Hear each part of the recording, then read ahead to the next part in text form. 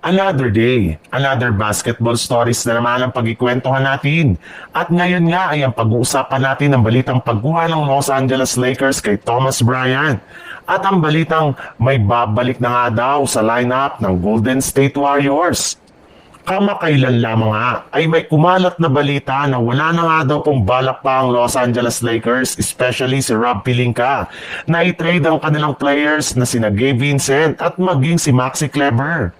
Bibigyan nga daw nila ito ang dalawang ito ng bagong pagkakataon na patunayan ang kanilang mga sarili lalong-lalo na si Maxi Kleber na balak na nga daw ilagay at gamitin ni Coach JJ Redick sa kanilang rotation. Paglalaruin nga daw nila ito ng off the bench kung saan siyang inaasahang magiging kapalitan ni LeBron James at maging ni Rui Hachimura sa power forward position.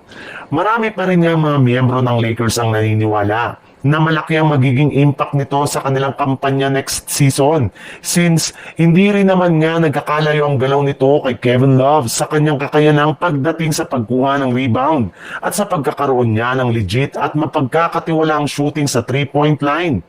Kaya imbis nga na i-trade ng Lakers si Maxi Kleber, balak na lamang nga daw nila ng kanyang team na pabalikin ang kanilang dating center na si Thomas Bryant na kasalukuyan ngayon na isang unrestricted free agent matapos siyang hindi na pabalikin pa ng Indiana Pacers.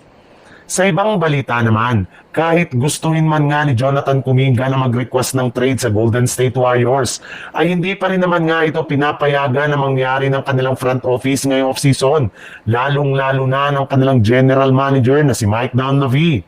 Wala nga silang balak na i-trade ito ngayong off-season sa kabila ng karami-raming mga nagsilabasang trade rumors na mga nagdaang araw. Bagkus, plano na lamang nga nila itong panatilihin sa kanilang lineup. Binigyan rin naman nga nila si Kuminga ng dalawang option na pagpipilian.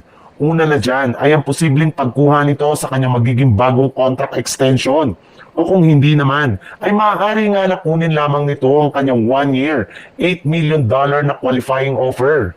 At makalipas ang ilang linggong pag-iisip at pananahimik ng kanilang batang player, ay nakapagdesisyon na nga ang kanyang kampo na balak na lamang nga nila na kunin ang kanyang qualifying offer ng Golden State Warriors. Upang sa ganon, ay manatili na lamang siya dito ng isang taon at tuluyan na siyang maging isang unrestricted free agent next off-season. Sa madaling salita, sigurado na nga na magbabalik na si Jonathan Kuminga sa Warriors sa lalong madaling panahon.